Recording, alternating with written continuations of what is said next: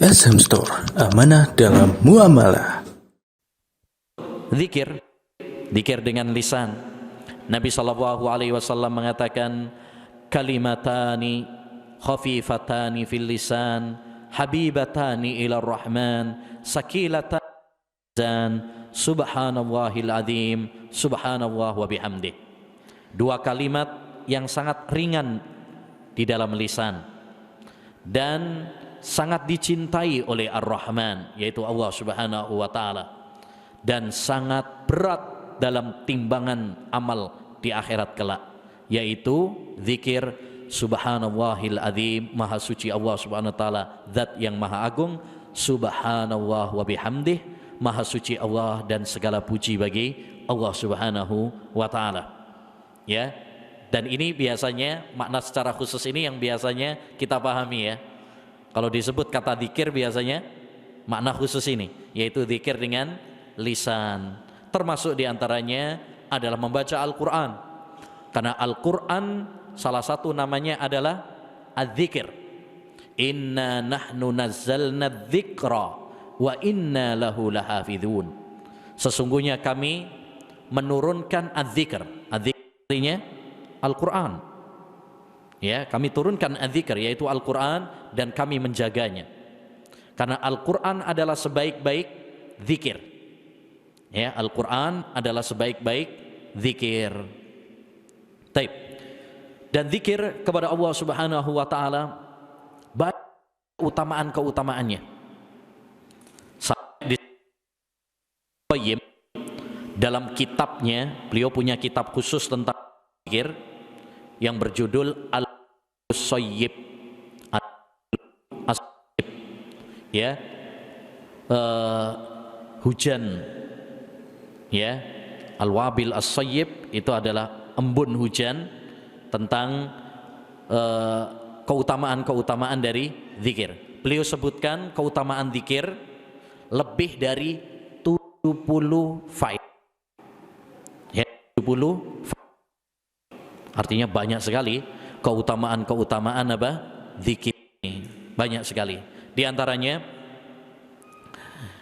di antara keutamaan zikir, siapa Subhanahu wa ta'ala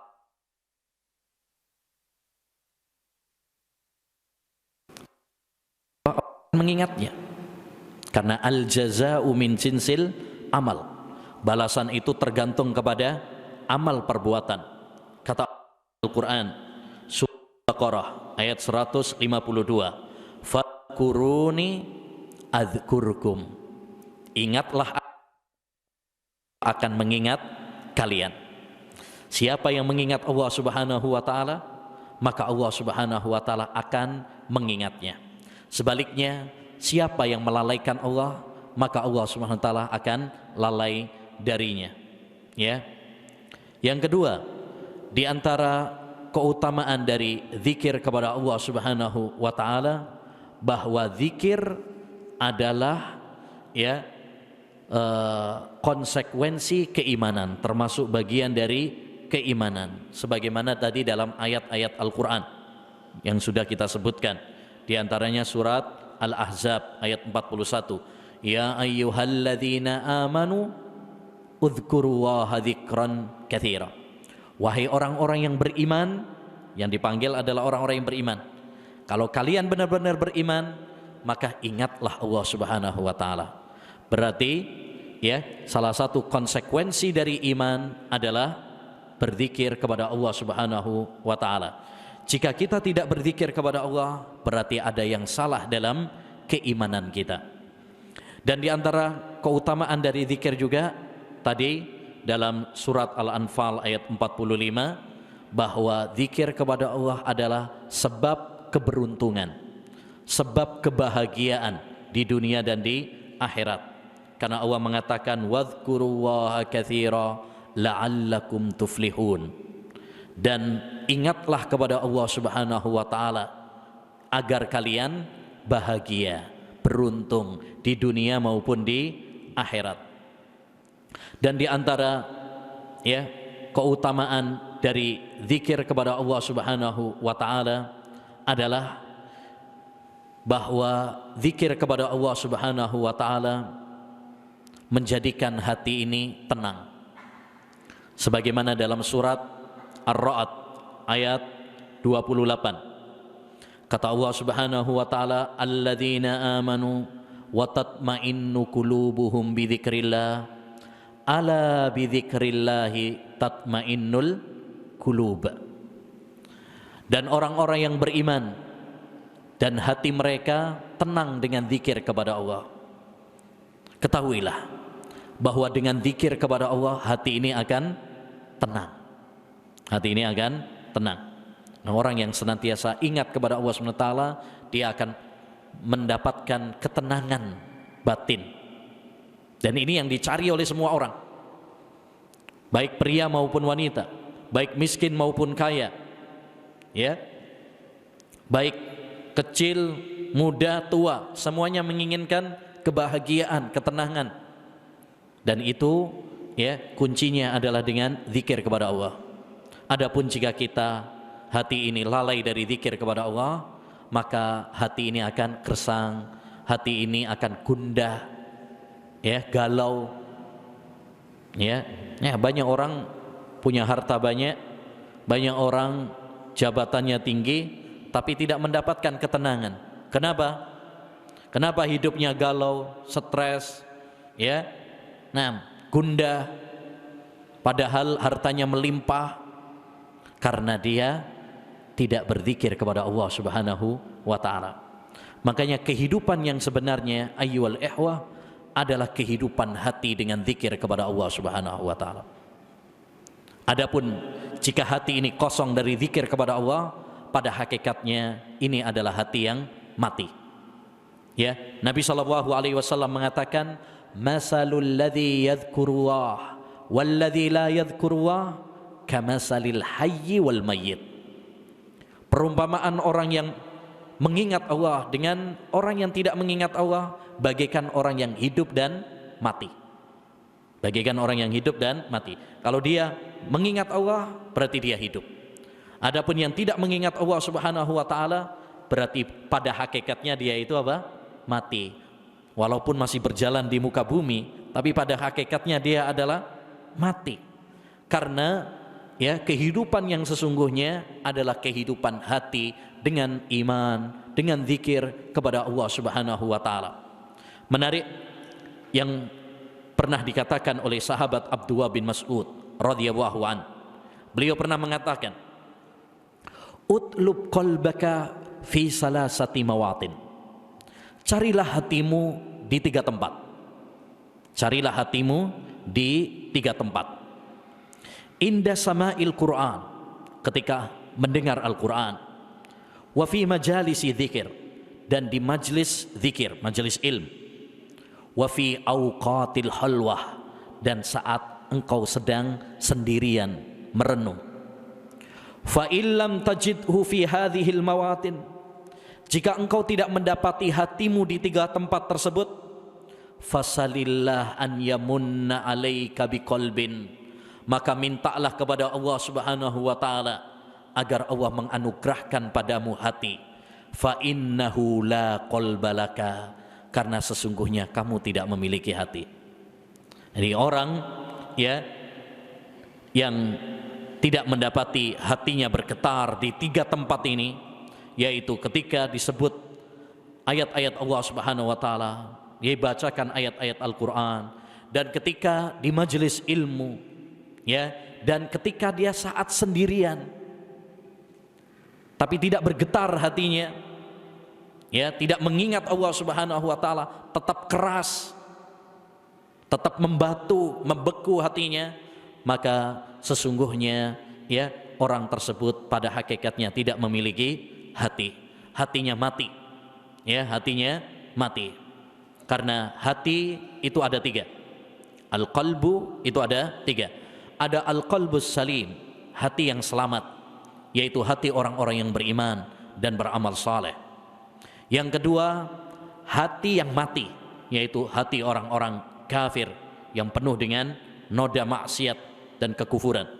Dan yang ketiga, yaitu hati yang sakit, ya, yaitu hati orang-orang yang beriman, tapi dia terjatuh di dalam dosa dan kemaksiatan kepada Allah Subhanahu wa taala. Jadi intinya ma'asyiral muslimin, ya, di antara bekal menuju kampung akhirat adalah kita harus banyak mengingat Allah Subhanahu wa taala. Ya. Mengingat Allah Subhanahu wa taala di manapun dan di kapanpun. Ya, hendaknya kita mengingat Allah Subhanahu wa taala. Ya. Dan mari kita renungkan di dalam Al-Qur'an tidak ada satupun lembar Al-Qur'an kecuali ada nama Allah Subhanahu wa taala. Kita kalau buka ayat Al-Qur'an itu, surat Al-Quran, halaman per halaman, tidak ada satu halaman pun kecuali ada nama Allah Subhanahu wa taala. Kenapa? Ya, hikmahnya adalah agar kita senantiasa mengingat Allah Subhanahu wa taala. Karena hati tidak bisa dilepaskan dari zikir kepada Allah Subhanahu wa taala. Syekhul Islam Taimiyah pernah mengatakan, masaludz dzikri masalil ma'i lis-samak fa kaifa halus samaki idza ukhrija minal ma. Ya, zikir bagi hati manusia bagaikan air bagi ikan. Air bagi ikan. Bagaimana keadaan ikan jika dia dikeluarkan dari air? Ya, kalau kita keluarkan ikan dari air, apa? Mati. Begitu juga hati apabila tidak ada zikir kepada Allah Subhanahu wa taala, maka hati tersebut hati yang gersang, hati yang mati, wal iyadzubillah. Ya, maka hendaknya bagi kita ma'asyiral muslimin untuk senantiasa berzikir kepada Allah Subhanahu wa taala. Ya, berzikir kepada Allah Subhanahu wa taala. Dan ada dua hal yang perlu diperhatikan ketika kita berzikir kepada Allah. Yang pertama, hendaknya bagi kita berzikir dengan zikir-zikir yang sudah diajarkan oleh Rasulullah sallallahu alaihi wasallam. Karena zikir itu bagian dari ibadah. Zikir itu bagian dari ibadah, dan ibadah tidak diterima oleh Allah Subhanahu wa taala kecuali dengan dua syarat. Syarat yang pertama ikhlas, dan syarat yang kedua adalah mutabaah, sesuai dengan tuntunan Rasulullah sallallahu alaihi wasallam. Ya. Walaupun kita ikhlas dalam zikir, tapi kalau zikirnya bikin-bikin sendiri, tata caranya bikin sendiri, bilangannya bikin-bikin sendiri, apalagi zikirnya ya itu adalah hasil dari mimpi. Nah, ini mimpi ketemu Nabi, dapat wangsit, suruh zikir ini, zikir itu misalkan. Ya. Hendaknya bagi kita ma'asyiral muslimin beribadah itu dengan dalil, mengikuti petunjuk Rasulullah SAW. Dan para ulama sudah menjelaskan kepada kita zikir-zikir yang diajarkan oleh Nabi. Contoh misalkan Imam Nawawi punya buku Al-Adhkar. Ya, itu zikir mulai bangun tidur sampai tidur lagi itu diajarkan dalam agama Islam dengan hadis-hadis yang sahih. Enggak butuh hadis-hadis yang palsu. Cukup bagi kita hadis-hadis yang sahih saja. Ini penting karena banyak sekarang orang-orang yang berzikir tapi zikirnya enggak sahih. Ya, alaika bid-du'ail warid, kata Syekh Ibnu Utsaimin, ya, beliau mengatakan hendaknya bagi kamu mengikuti zikir dan doa-doa yang sahih dari Nabi. Wada angkal jumal syawarid, tinggalkan zikir-zikir yang tidak sahih dari Nabi sallallahu alaihi wasallam. Taib. Yang kedua yang perlu diperhatikan juga tatkala kita berzikir kepada Allah adalah bahwa zikir yang hakiki itu adalah zikir yang selaras antara lisan dan hati. Zikir yang selaras antara lisan dengan hati. Artinya, ketika kita berzikir kepada Allah Subhanahu wa taala, jangan cuma lisannya saja. Jangan cuma lisannya saja, tapi hatinya lalai. Tidak. Makanya hal yang paling penting ketika kita berzikir, ketika kita berdoa adalah memahami makna dari zikir yang kita baca. Jangan cuma zikir saja tapi nggak ngerti artinya. Ya, la ilaha illallah, la ilaha illallah sampai teler. Tapi nggak ngerti artinya. Ya, dia mengucapkan la ilaha illallah mungkin 100 kali, 1000 kali, tapi nggak faham tentang isi la ilaha illallah sehingga dia terjerumus di dalam syirik kepada Allah SWT. Padahal la ilaha illallah itu adalah tauhid.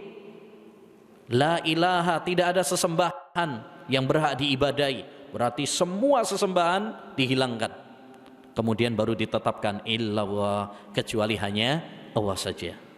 Ya, banyak orang ketika ya berzikir misalkan subhanallah, maha suci Allah, tapi tidak mensucikan Allah SWT. Ya, dia masih menggambarkan Allah itu seperti makhluknya. Kalau Allah turun ke langit dunia, berarti ya harusnya kosong dong.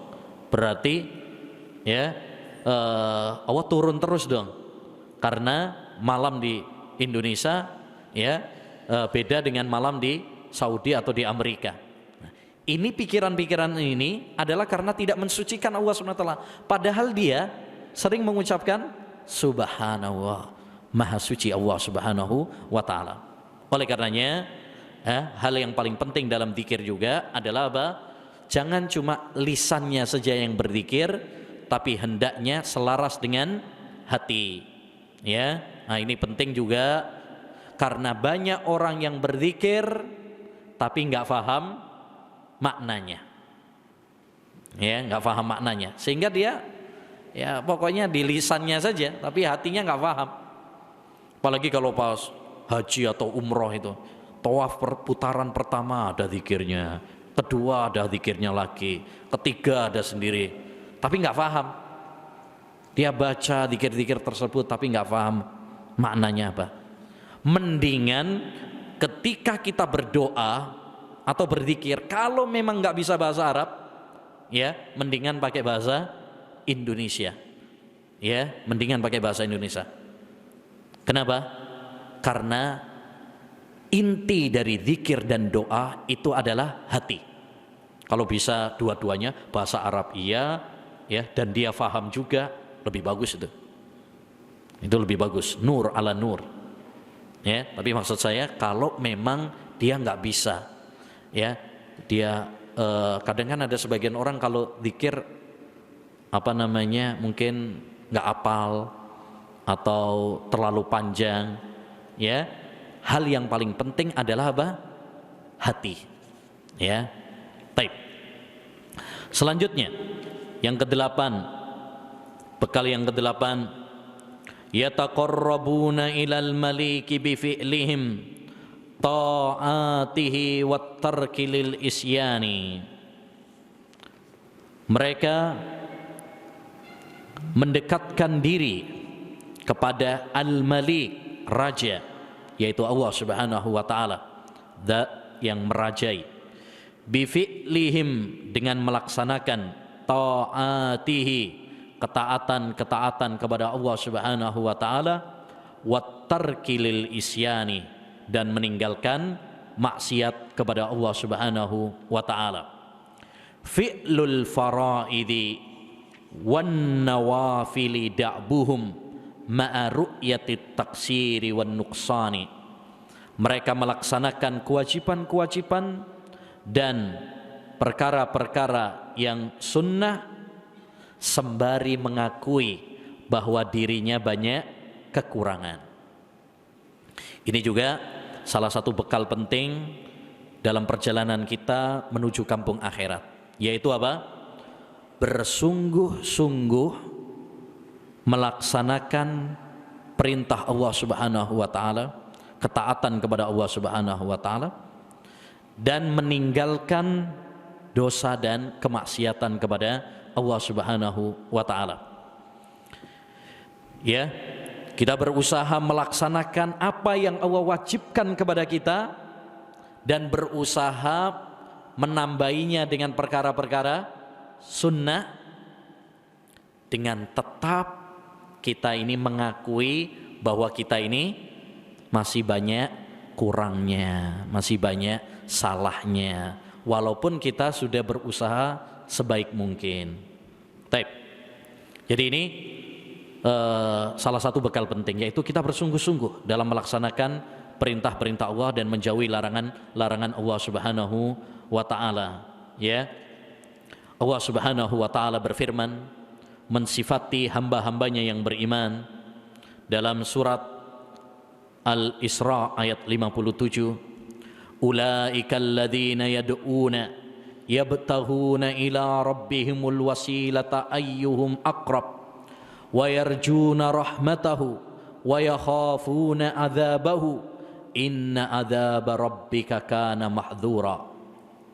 Mereka itu, yaitu hamba-hamba yang beriman, mereka berdoa, beribadah kepada Allah Subhanahu wa taala, mengharapkan dari Rabb mereka al-wasilah, ya, perantara, yaitu dengan amal saleh. Dan boleh kita tawassul kepada Allah Subhanahu wa taala dengan amal saleh.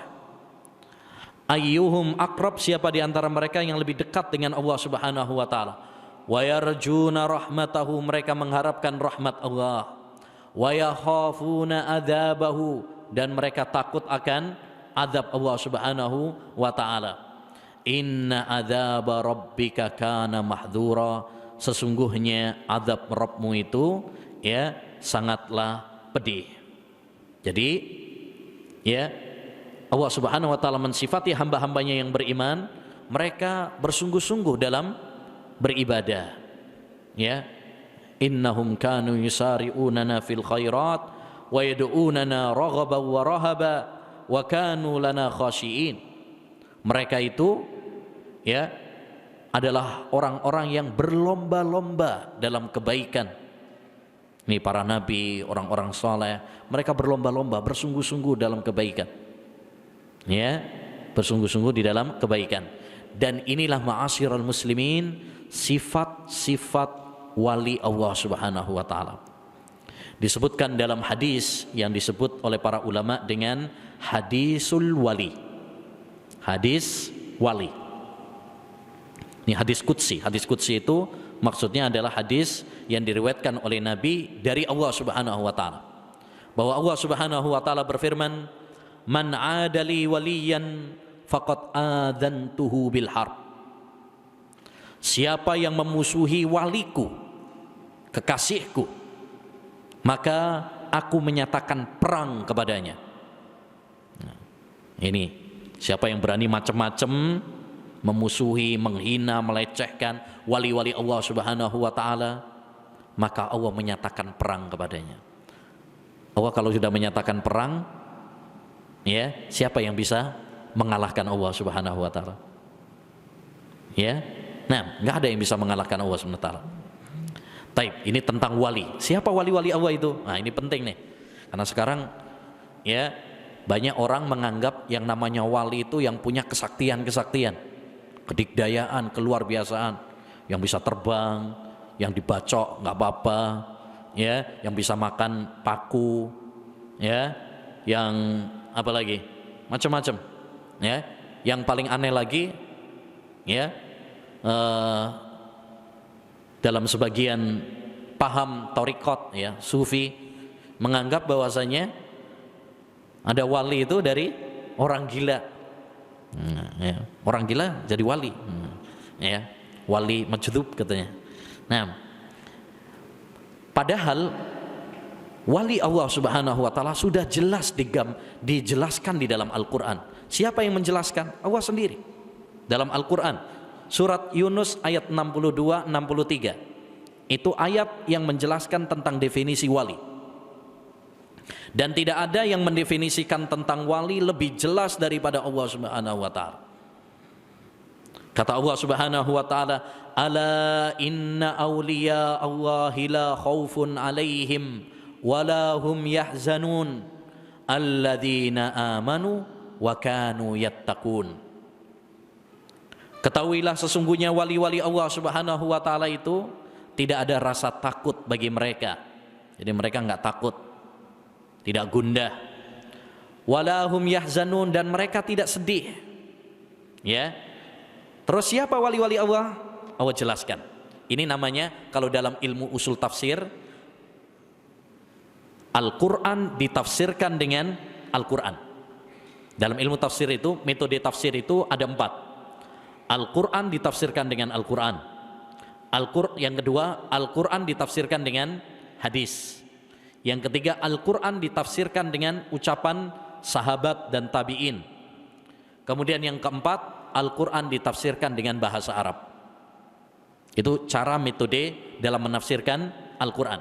Lah ini, Al-Quran ditafsirkan Al-Quran. Sebelumnya Allah mengatakan wali-wali Allah itu tidak takut dan tidak sedih. Terus siapa wali-wali Allah?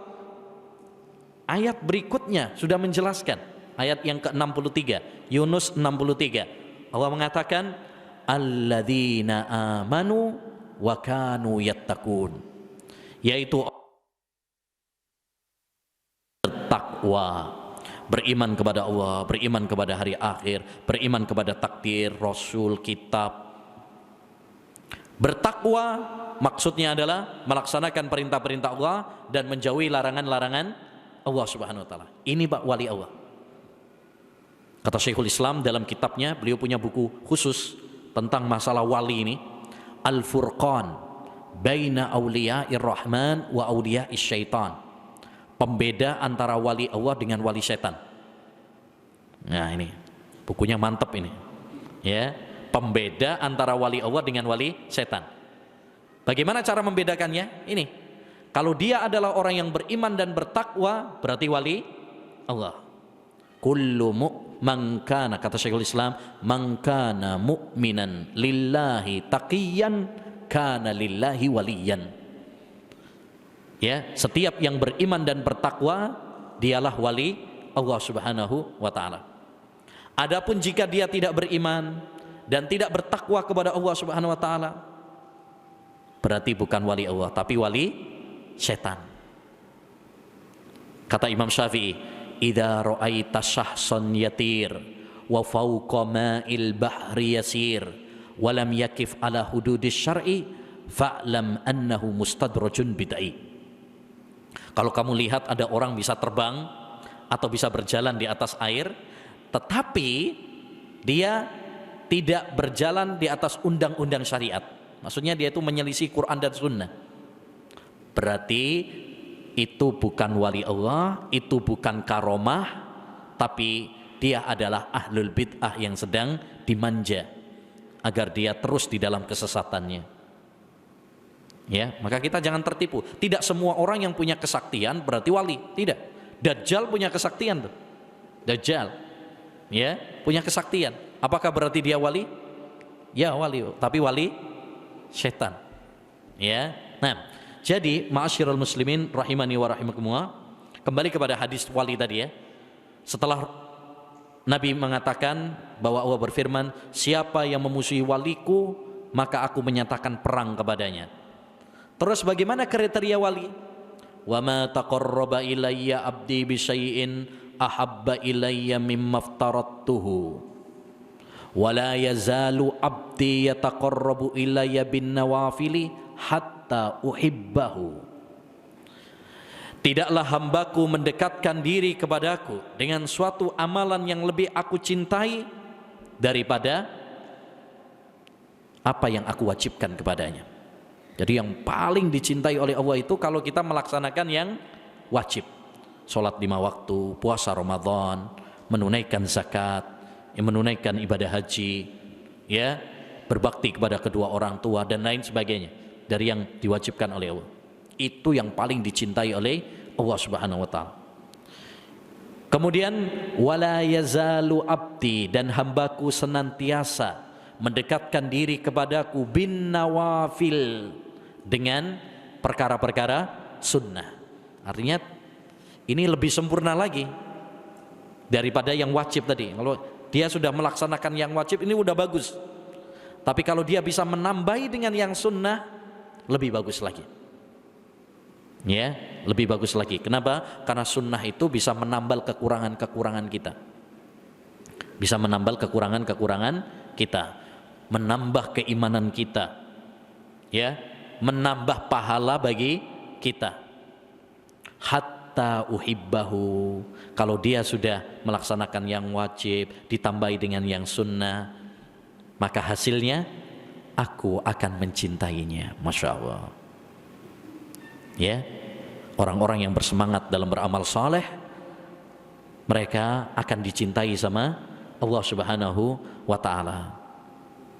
Ya, dan tentu kita semuanya berharap agar kita dicintai sama Allah Subhanahu wa Ta'ala. Karena Allah kalau sudah mencintai, berarti Allah akan menolong kita, Allah akan mengabulkan doa-doa kita, Allah akan menjaga kita dari mara bahaya.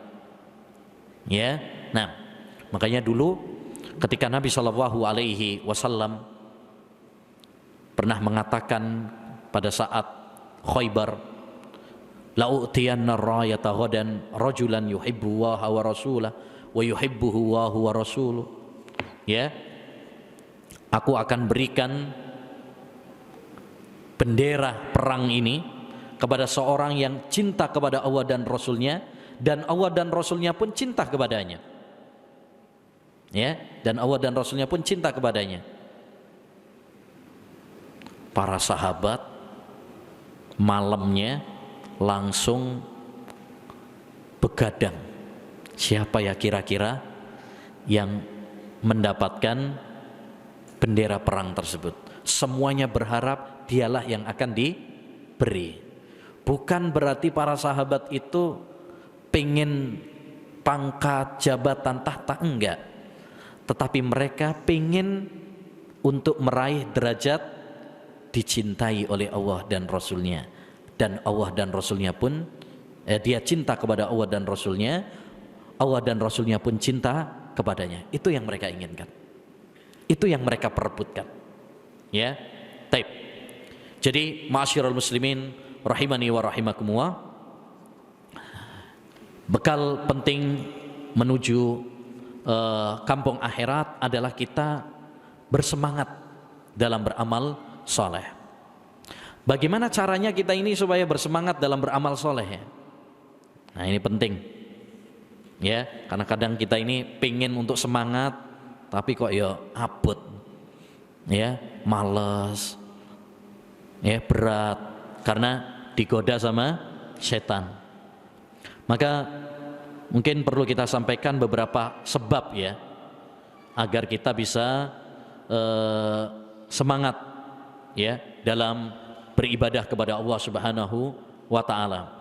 Yang pertama, ma'asyiral muslimin, agar kita ini semangat dalam beribadah ya, yang pertama adalah mengilmui tentang keagungan Allah. Kenalilah Allah, kenalilah tentang kemuliaan dan keagungan Allah Subhanahu wa Ta'ala. Niscaya kita akan termotivasi untuk semangat beribadah kepadanya. Siapa yang semakin kenal kepada Allah, maka dia akan semakin cinta kepadanya. Ya, innama yakhsyallaha min ibadihil ulama. Kata Allah Subhanahu wa Ta'ala, sesungguhnya yang takut kepada Allah Subhanahu wa Ta'ala itu adalah al ulama, orang-orang yang mengenal Allah. Kata para ulama ussalaf, man kana billahi a'raf kana lillahi ahwaf.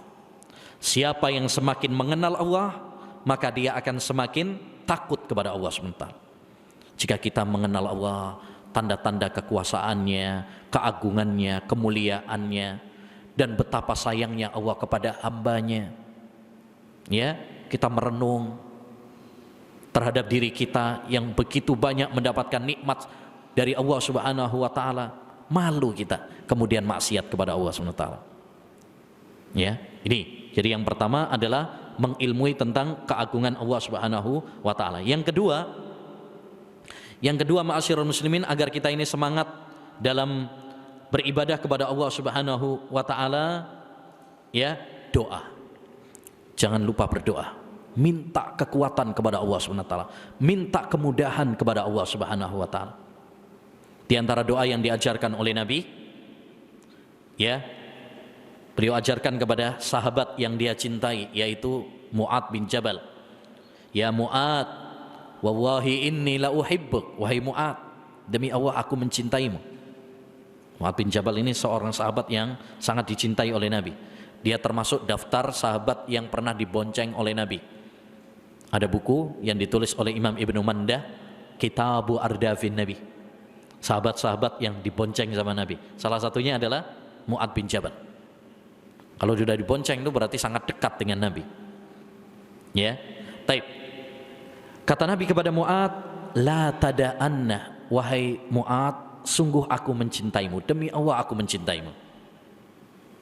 Ya, ini hadis menarik ya, yang disebut oleh para ulama dengan hadis musalsal bil mahabbah.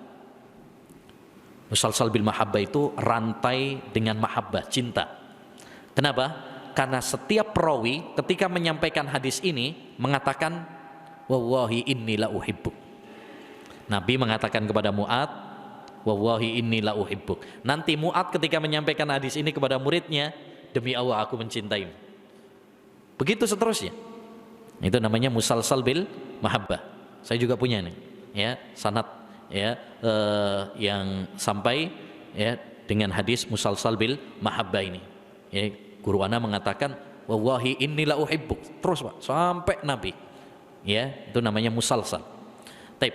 Setelah Nabi memuji Mu'ad, aku mencintaimu, dikasih nasihat. Dan ini itu faedah penting. Kalau kita itu mau ngasih nasihat, puji dulu orangnya. Kita mau ngasih nasihat anak nih, nah, puji dulu. Supaya apa? Lebih mudah untuk menerima nasihat. Wow, Masya Allah anak soleh, baru kasih nasihat. Mau ngasih masukan kepada istri, puji dulu. Itu biar lebih gampang apa? Nerima. Tapi kalau belum apa-apa, ya anak bandel misalkan, angel. Karena dari awal dia sudah apa? Nggak suka duluan. Ya, itulah salah satu metode Nabi ya. Taib. Demi Allah wahai Mu'ad, aku mencintaimu. La tada'anna duburah kulli shalah. Jangan kamu tinggalkan untuk mengatakan di dubur kulli shalah. Dubur ini ada dua makna, perselisihan dengan para ulama. Ada yang memaknakan penghujung sholat. Kalau penghujung sholat berarti masih di dalam sholat, cuma di penghujungnya, yaitu sebelum salam. Ya. Makna yang kedua adalah setelah salam. Jadi, maksudnya jangan kamu lupakan untuk mengatakan setiap selesai sholat, berarti setelah salam. Ya. Untuk mengatakan apa? Allahumma a'inni ala dzikrika wa syukrika wa husni ibadatik. Ya Allah, tolonglah aku agar aku senantiasa berzikir kepadamu, bersyukur atas nikmat-nikmatmu, dan beribadah yang baik kepadamu. Beribadah yang baik itu maksudnya yang ikhlas dan sesuai dengan tuntunan Rasulullah sallallahu alaihi wasallam. Jadi minta pertolongan sama Allah. Karena tidak ada yang memudahkan kita dalam beribadah kecuali hanya Allah. Makanya Pak, ketika muadzin adzan, dia mengatakan hayya 'alas shalah, hayya 'alal falah, ayo menuju salat, ayo menuju kebahagiaan. Kita dianjurkan untuk menjawabnya. Apa jawabannya? La haula wala quwata illa billah. Tidak ada daya dan kekuatan kecuali dengan pertolongan Allah Subhanahu wa taala. Kenapa? Karena betapa banyak telinga yang mendengar panggilan adzan hayya 'alas shalah, tapi betapa banyak kaki yang berat untuk melangkahkan kaki ya menuju masjid memenuhi panggilan adzan tersebut. Bahkan kadang-kadang itu pinggirnya masjid, tiap hari dengerin adzan, tapi abot untuk ke masjid. Berarti dia nggak diberi kemudahan, nggak diberi pertolongan oleh Allah untuk semangat dalam beribadah. Makanya kita minta pertolongan sama Allah SWT. Jangan lupa, jangan merasa sombong dengan diri kita, karena tidak ada yang memudahkan kita kecuali hanya Allah. Yang ketiga, ma'asyiral muslimin, Di antara kiat kita agar kita semangat dalam beribadah itu adalah kita harus berjuang melawan hawa nafsu kita. Perlu melatih, ya, perlu berjuang, berkorban, sabar, ya. Nah, makanya Allah Subhanahu wa taala mengatakan dalam surat Al-Ankabut ayat 69, "Walladzina jahadu fina lanahdiyannahum subulana." Dan orang-orang yang berjuang di jalan kami akan berikan hidayah, ya, kepada mereka menuju jalan kami. Ya, karena yang namanya hawa nafsu pengennya males-malesan. Ya, subuh misalkan, walaupun dengar adzan, pengennya apa? Turu. Pemanen adem-adem, udan-udan, yes. Pemanen kasur empuk, ya, mas. Tapi kita harus melawan. Nah, ini butuh kesabaran dalam melawan hawa nafsu, butuh perjuangan, butuh pengorbanan. Innamal ilmu bitta'allum wal hilmu bittahallum, kata Nabi. Ilmu itu dengan dipelajari, artinya harus ada usaha. Bukan tidur tok langsung pinter sulapan ilmu laduni, nggak ada. Nggak ada orang lahir langsung pintar, itu nggak ada. Lam yuladil insanu aliman, kata para ulama, nggak ada manusia lahir langsung pintar, itu nggak ada. Artinya harus usaha. Walaupun dia anaknya ulama, anaknya nabi, anaknya ustadz, kalau nggak belajar ya nggak bisa pintar. Ya, wal hilmu bittahallum, kelembutan itu dengan berusaha untuk lembut. Kalau berusaha bisa. Ya, binatang buas saja, binatang buas tuh bisa jinak kalau dilatih untuk jinak, ya kan? Padahal itu binatang buas, bisa dilatih, ya. Apalagi manusia. Maka kita perlu untuk melatih diri kita ini, melawan jiwa kita ini, ya. Ada seorang ulama, Muhammad Ibnul Munkadir, pernah mengatakan, kabattu nafsi arba'ina aman hatta istaqamat li. Aku melawan diriku 40 tahun lamanya, melatih diriku sampai betul-betul apa? Terbiasa. Butuh waktu berapa? 40 tahun, Pak. Baru kemudian terbiasa. Ada lagi yang mengatakan, Sabit Al-Bunani, kabattu nafsi ala qiyamil lail isrina sanah wa taladzattu bihi isrina sanah. Aku membiasakan jiwaku untuk sholat malam 20 tahun lamanya. Ya, 20 tahun dibiasakan. Ya, baru dia merasakan nikmatnya sholat malam 20 tahun berikutnya. 20 tahun melatih, 20 tahun baru merasakan nikmatnya, lezatnya sholat malam. Artinya butuh waktu yang lama, butuh perjuangan. Ya. Nah, di antara kiat juga agar kita semangat dalam beribadah, ya, adalah meninggalkan dosa. Tinggalkan dosa. Karena dosa ini yang bikin apa? Berat, bikin malas, itu dosa. Ada seorang pernah datang kepada Hasan Al-Basri. Wahai imam, kenapa ya saya kok berat sekali sholat malam? Maka kata Hasan Al-Basri, ya, tinggalkan dosa. Tinggalkan dosa, karena dosa itu yang bikin kamu berat sholat malam. Ya. Dan dalil dari perkataan beliau ini ada dalam surat Al-Insyirah atau surat Asy-Syarah, di mana Allah Subhanahu wa taala mengatakan, alam nashrah laka sadrak wa wada'na anka wizrak alladzi anqadha dhahrak. Wahai Muhammad, bukankah kami telah melapangkan dadamu? Ini salah satu nikmat kalau kita dilapangkan dada kita, tenang, bahagia. Dan kami telah mengampuni dosa-dosamu. Alladzi anqadha dhahrak, yang telah memberatkan punggungmu. Masya Allah. Dosanya Nabi Muhammad itu kan sedikit ya. Itu pun udah diampuni sama Allah SWT.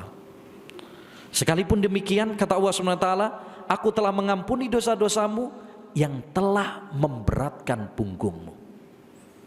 Kalau itu dosanya Nabi Muhammad ya, yang sedikit, yang sudah diampuni, tetap memberatkan punggungnya Nabi Muhammad. Kita mikir-mikir bagaimana dengan dosa kita. Wallahi ma'asyiral muslimin, andaikan kita disuruh untuk memikul dosa kita, kita nggak akan sanggup untuk memikulnya.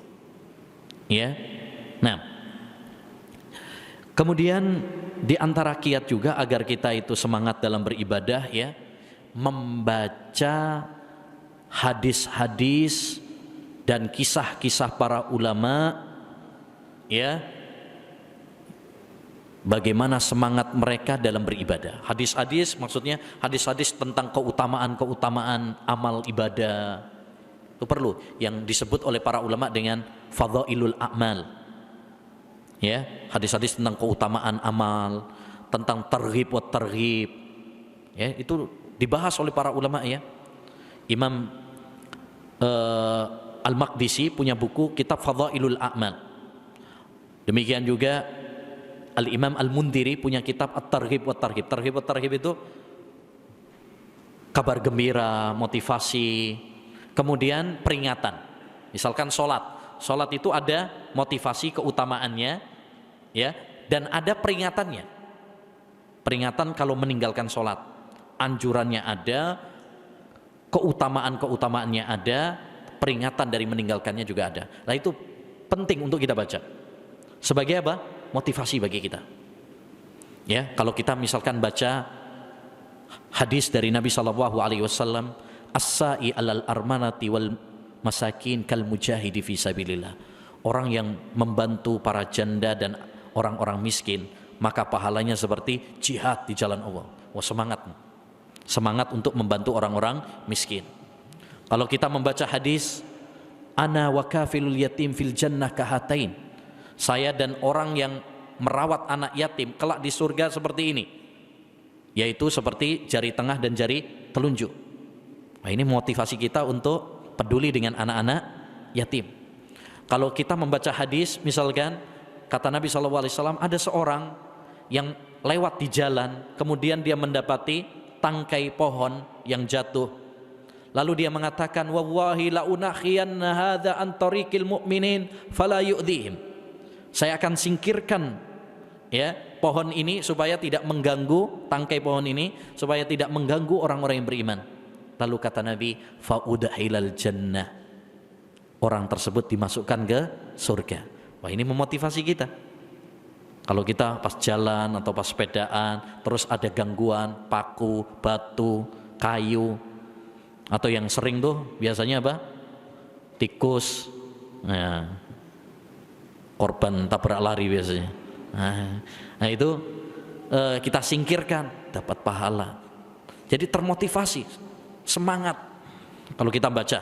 Demikian juga kalau kita baca hadis-hadis Nabi, bagaimana semangatnya Nabi, para sahabat dalam beribadah, Masya Allah.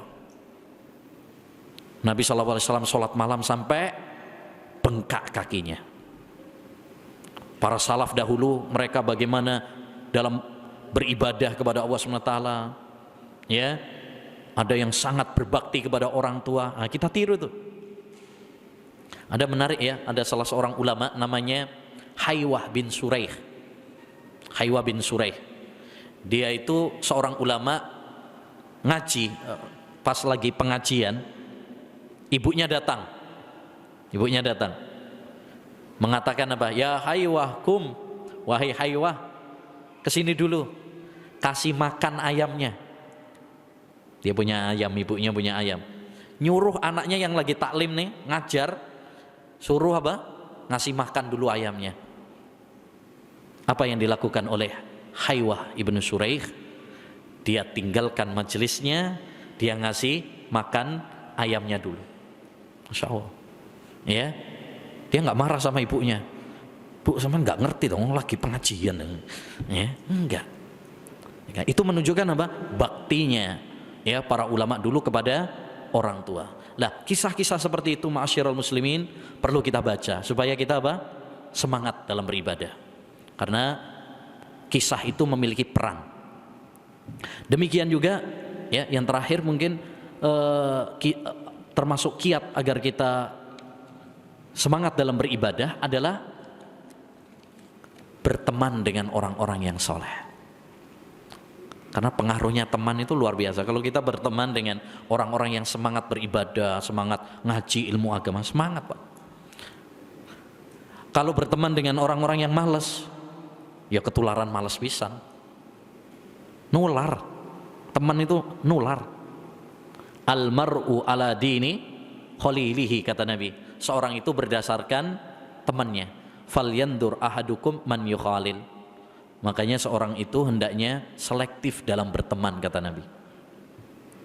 Taib. Selanjutnya yang kedelapan ya, di antara mandumah yang kedelapan, sabarun nufusa alal makarihi kulliha syauqan ila ma fihi min ihsani. Mereka bersabar atas hal-hal yang tidak mereka inginkan. Syauqan ila ma fihi min ihsani, karena mereka merindukan kebaikan dan pahala dari Allah Subhanahu wa taala. Nah, ini yang ke-10 ya. Di antara bekal menghadap akhirat ya adalah sabar. Betul, ini penting sekali ini. Sabar. Kita dalam perjalanan dunia saja, jangankan perjalanan menuju akhirat, perjalanan dunia saja harus sabar.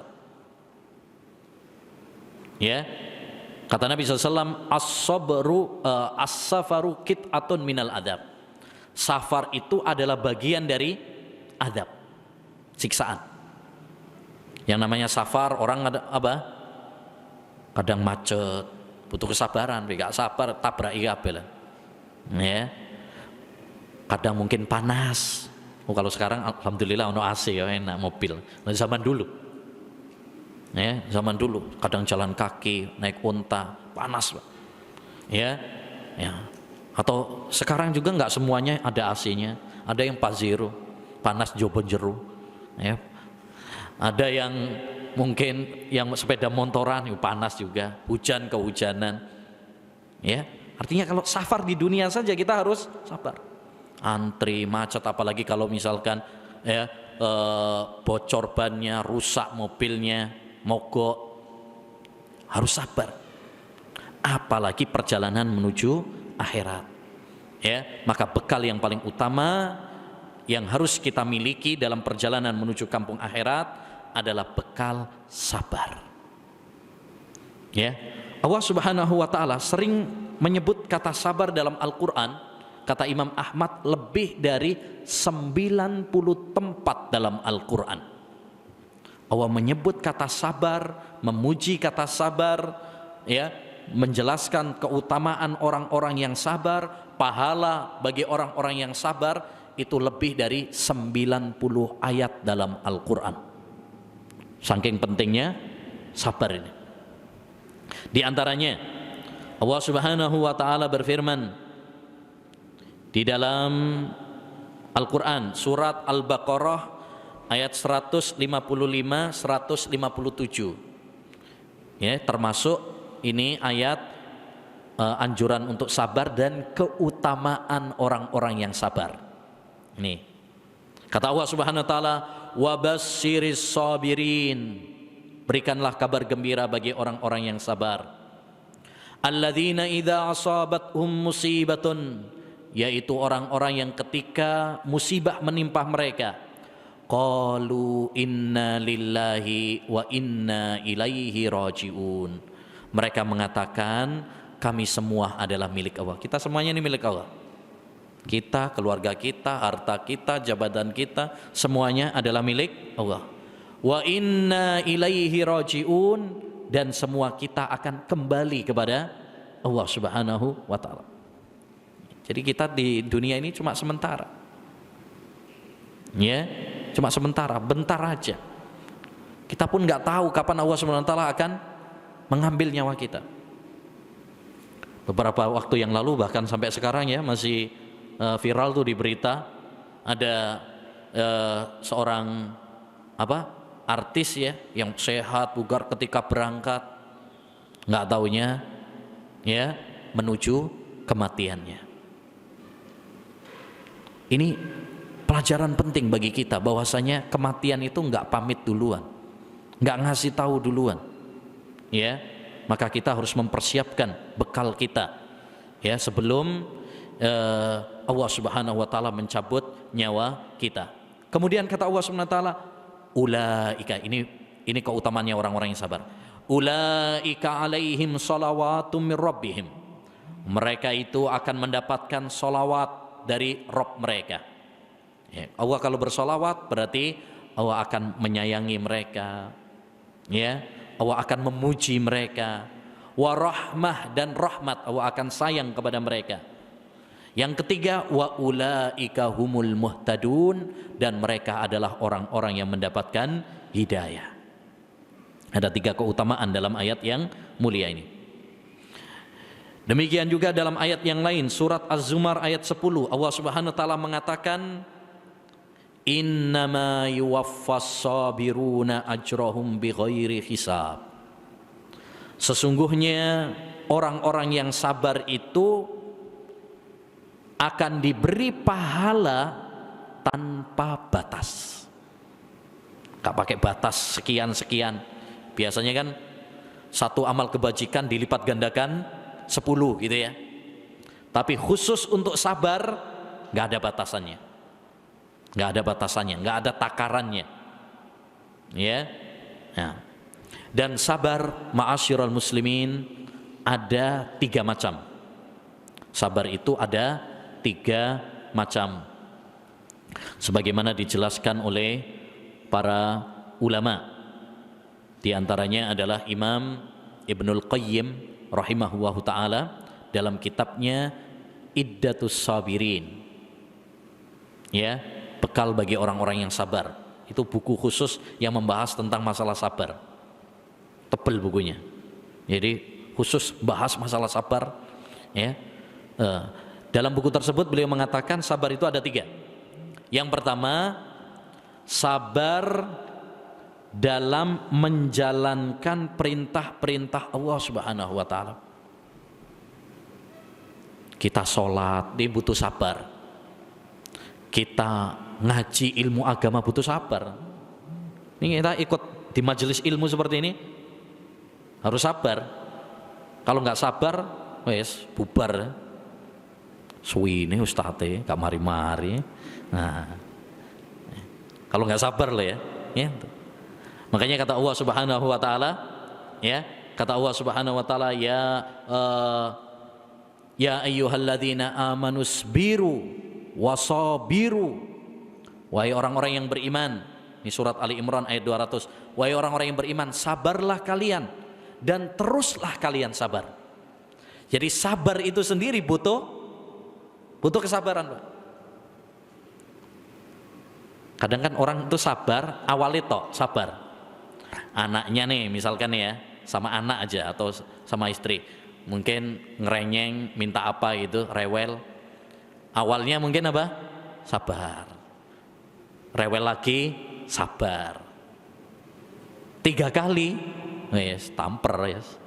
Nah, ya, makanya kata Allah, sabarlah kalian dan teruslah dalam kesabaran. Ini sabar itu butuh kesabaran, ya. Nah, kita sholat butuh sabar, mendidik istri, mendidik anak butuh sabar. Makanya kata Allah, wa'mur ahlaka bis sholati wastabir 'alaiha. Perintahkanlah keluargamu sholat dan sabarlah. Harus sabar mendidik anak, mendidik istri. Mungkin kita punya istri suruh pakai jilbab belum mau, butuh sabar. Kita nyuruh anak sholat, ya, kadang mungkin dia enggak mobil soboy. Misalkan kita nyuruh anak sholat, mungkin dia males kadang ya, apalagi kalau subuh, angel ya. Nah, harus apa? Sabar. Makanya ma'asyiral muslimin, mari kita perhatikan ya. Ketika Rasulullah menyuruh kita untuk mendidik anak sholat, itu umur berapa? Umur 7 tahun sudah diperintah sholat. Padahal umur 7 tahun sudah balik belum? Belum. Balik itu rata-rata umur 15. Rata-rata. Ada tanda-tanda balik, tapi kalau umur, tanda baliknya dengan umur itu 15. Kita asumsikan anak itu balik umur 15 tahun misalkan, tapi umur 7 tahun sudah disuruh sholat, berarti kita butuh berapa tahun mendidik anak kita sholat? 8 tahun. 8 tahun kita mendidik anak kita sholat. 8 tahun bukan waktu yang singkat, artinya butuh kesabaran, ketelatenan dalam mendidik. Yang kedua, sabar dalam meninggalkan larangan-larangan Allah Subhanahu wa taala. Nah, ini meninggalkan larangan-larangan Allah Subhanahu wa taala. Kenapa? Butuh kesabaran karena seringkali hawa nafsu itu mengajaknya kepada maksiat dan dosa. Innan nafsala ammaratum bisu, sesungguhnya hawa nafsu manusia itu seringkali mengajak maksiat dan dosa. Nah, kita harus sabar mengekang hawa nafsu kita. Wa amma man khafa maqama rabbih wa nahan nafsa 'anil hawa fa innal jannata hiyal ma'wa. Ya, kata Allah Subhanahu wa taala, barang siapa yang takut kepada Allah Subhanahu wa taala dan mengekang hawa nafsunya, maka ya mereka akan mendapatkan surga dari Allah Subhanahu wa taala. Ya.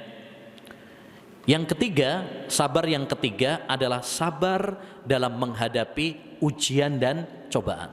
Jadi kalau sabar yang kedua, sabar dalam mengerem kemaksiatan, dosa. Apalagi kalau orang itu sudah kecanduan, Mbak ya. Nah, itu berat nih. Ya. Orang kecanduan musik, kecanduan nyanyian, kecanduan rokok, itu mau meninggalkan berat. Nah, ini butuh kesabaran. Yang ketiga, sabar dalam menghadapi ujian dalam hidup. Mungkin diuji ditinggal mati orang-orang yang kita cinta. Ya, diuji seret rizkinya.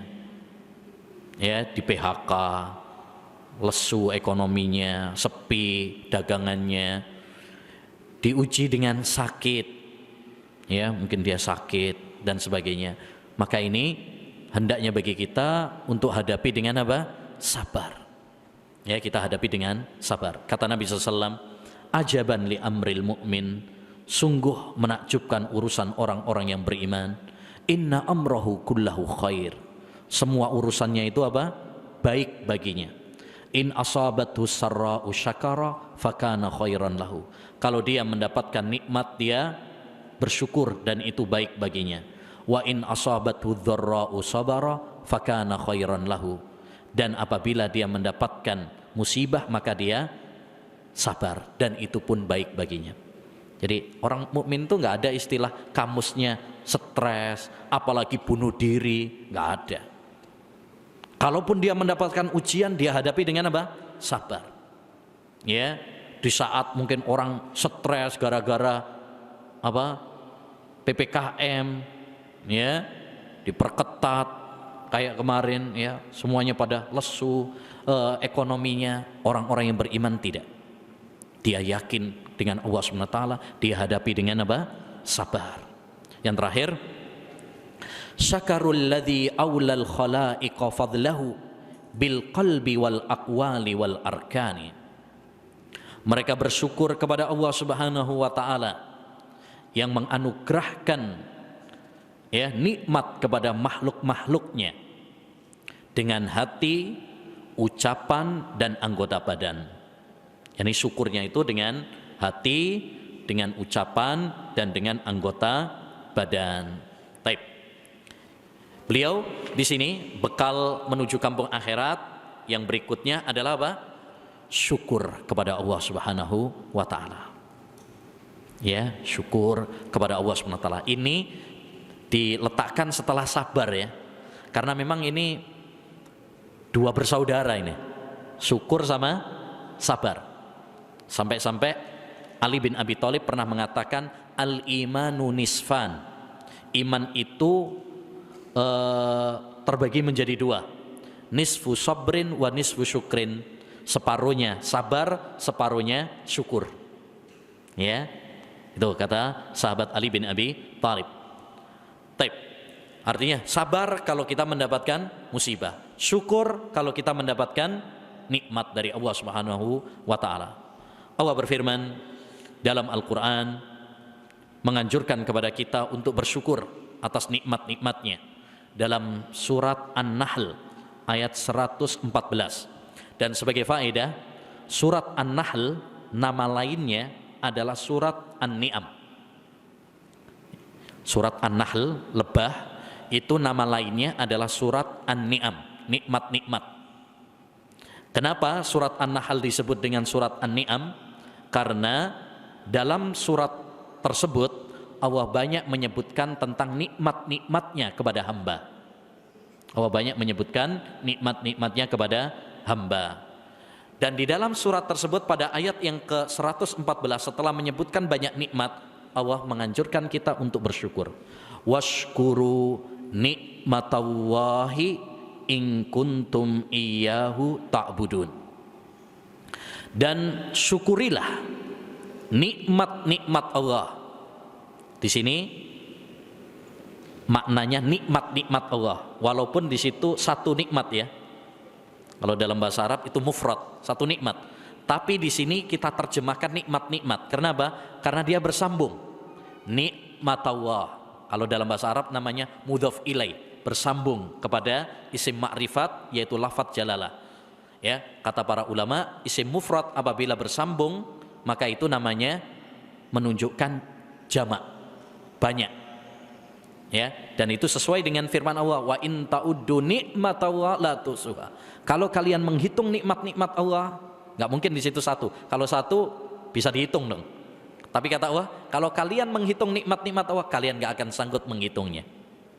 Ya, syukurilah nikmat-nikmat Allah jika kalian hanya beribadah kepadanya saja.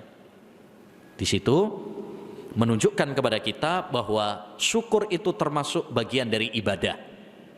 Syukur itu termasuk bagian dari ibadah yang harus kita berikan kepada Allah Subhanahu wa taala, karena Allah banyak memberikan nikmatnya kepada kita, ya. Nah, kemudian perlu diketahui di dalam bahwa syukur itu manfaatnya adalah untuk diri kita sendiri, Pak. Syukur itu bukan untuk Allah Subhanahu wa taala. Kalau kita bersyukur berarti Allah Subhanahu wa taala bertambah kerajaannya. Enggak. Kita mau bersyukur atau enggak bersyukur itu tidak merubah kerajaan Allah. Ini perlu kita pahami baik-baik. Sehingga kita menjadi hamba-hamba yang merasa butuh sama Allah. Yang butuh itu kita, bukan Allah yang butuh sama kita. Ya, kalau ada yang murtad, ada yang kufur terhadap nikmat Allah, itu enggak mempengaruhi kerajaan Allah sedikit pun. Ya, beberapa waktu yang lalu ada yang murtad ya, itu sama sekali enggak mengurangi kerajaan Allah SWT. Bahkan itu merugikan dirinya sendiri.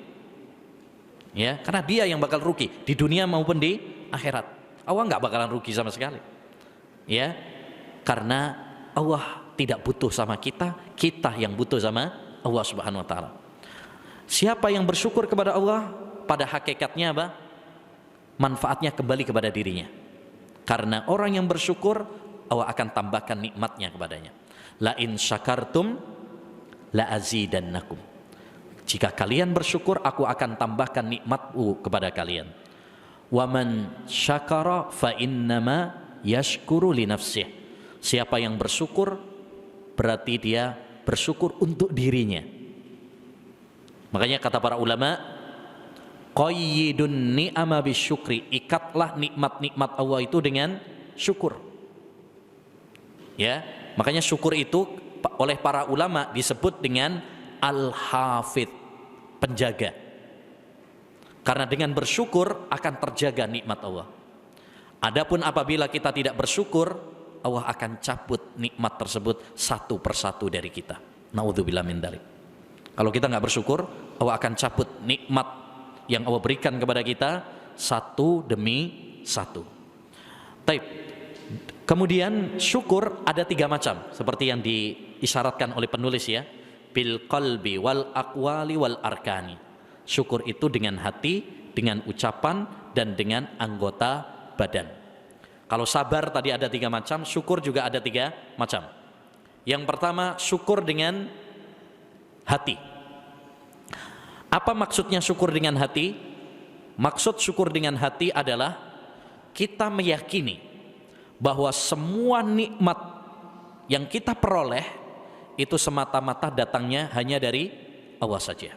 Bukan karena kehebatan kita, bukan karena kehebatan tim kita, tetapi itu adalah semata-mata anugerah dari Allah kepada kita.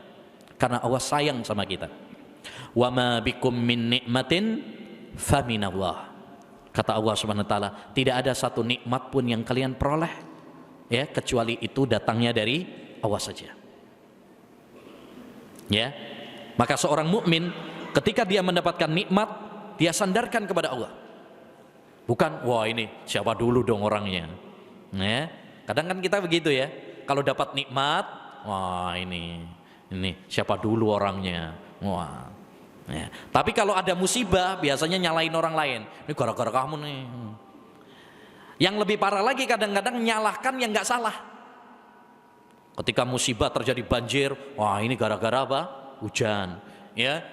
Ketika terjadi gempa bumi, wah ini gara-gara apa? Tanahnya udah tua. Ya. Ketika terjadi meletus gunung, yang disalahin gunungnya. Ketika terjadi tsunami, yang disalahin lautnya. Padahal mereka nggak salah. Gunung, laut itu hanyalah prajurit Allah Subhanahu wa taala yang nyuruh Allah. Ya, mereka adalah pasukan-pasukan Allah Subhanahu wa taala. Baik. Ini yang pertama. Yang kedua, syukur dengan lisan. Apa maksudnya syukur dengan lisan? Yaitu kita memuji Allah Subhanahu wa taala yang telah memberikan nikmat kepada kita. Dengan mengucapkan alhamdulillah. Segala puji bagi Allah Subhanahu wa taala. Alhamdu itu artinya ya dzikru mahasinil mahmudi bil kamal mahabbatan wa ta'dziman. Kita menyebutkan kebaikan-kebaikan Allah atas dasar cinta dan pengagungan. Makanya kita sering kan dianjurkan oleh Allah untuk mengucapkan alhamdulillah. Atau Rasulullah SAW habis makan disuruh mengucapkan alhamdulillah, karena makan itu nikmat, Pak. Sebagian ulama mengatakan orang bisa makan dan bisa mengeluarkannya, maksudnya itu berarti terkumpul padanya 90 macam nikmat. Masya Allah, orang bisa makan, kan nggak semuanya orang bisa makan. Bahkan kadang sebagian orang kaya nggak bisa makan. Kenapa? Nah, sakit. Ada orang miskin nggak bisa makan, nggak punya duit.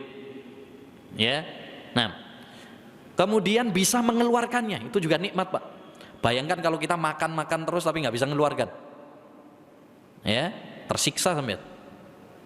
Ada teman saya cerita bahwa kerabatnya gara-gara nggak bisa ngentut operasi, Pak, 70 juta, gak iso ngentut. Kita masya Allah, ya, prat-prat aja. Nah, ini berarti nikmat, Pak, dari Allah Subhanahu wa taala. Kadang kita yang kurang mensyukuri. Kita yang kurang apa? Mensyukuri. Wa qalilum min ibadiya syakur. Sedikit sekali di antara hambaku yang bersyukur. Ya, bangun tidur kita dianjurkan untuk mengucapkan alhamdulillah. Karena bangun itu nikmat. Ketika bersin kita dianjurkan mengucapkan alhamdulillah. Bersin itu nikmat. Bersin itu adalah nikmat. Ya. Taib. Yang terakhir, syukur dengan anggota badan. Ini yang paling penting. Apa maksudnya syukur dengan anggota badan? Yaitu menggunakan nikmat-nikmat Allah Subhanahu wa taala dalam rangka mendekatkan diri kepada Allah. Kalau dikasih nikmat sehat, dia gunakan sehatnya untuk ibadah. Kalau dikasih harta, dia belanjakan hartanya di jalan Allah Subhanahu wa taala. Kalau dia dikasih ilmu, dia gunakan ilmunya untuk beramal dan berdakwah. Kalau dia dikasih banyaklah nikmat-nikmat Allah, gunakan dalam ketaatan. Dikasih mobil, mobilnya dipakai untuk yang baik. Sebagian ulama pernah mengatakan, kullu nikmatin la tuqarribu ilallah fahiya nikmah. Ini perkataan bagus ini, perlu dicatat ini. Kullu nikmatin la tuqarribu ilallah fahiya nikmah. Artinya, setiap nikmat yang tidak menjadikan dirimu semakin dekat sama Allah, maka itu adalah petaka. Itu bencana. Contoh, ya, dulu sebelum punya mobil misalkan, rajin taklim, walaupun ngontel, masya Allah semangat. Pas dikasih mobil malah males. Nah, berarti mobilnya bukan nikmat, tapi apa? Bencana. Dulu rumahnya masih ngontrak, masya Allah, sholat 5 waktu sergap berjamaah. Pas saiki sudah punya rumah, ya, kasurnya empuk, ASEAN, malah bablas terus sholatnya, ya. Tangine jam 6, jam 7 sholat subuhnya nggak pernah. Ini berarti rumahnya apa? Petaka, bukan nikmat. Kasurnya, AC-nya petaka. Karena justru melalaikan dia dari Allah, bukan malah mendekatkan dirinya kepada Allah. Maka ini perlu kita introspeksi dengan apa yang Allah berikan kepada kita. HP ini terutama. HP ini kita mendekatkan diri sama Allah apa enggak? Atau justru malah menjauhkan kita dari Allah? Kalau mendekatkan diri kita dengan Allah SWT berarti itu nikmat.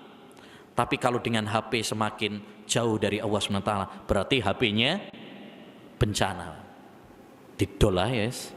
Nah, demikian yang bisa kita bahas. Insyaallah ta'ala kita akan sambung berikutnya, tinggal sekali pertemuan lagi insyaallah. Kita tutup dengan doa kafaratul majlis. Subhanakallahumma wihamdika asyhadu an la ilaha illa anta astaghfiruka wa atubu ilaik. Assalamualaikum warahmatullahi wabarakatuh. Oh ya, sebagai informasi mungkin ya, untuk bulan depan, mulai bulan depan untuk kajian bukan di Ahad pertama ya, tapi kita pindah di Ahad keempat mulai Desember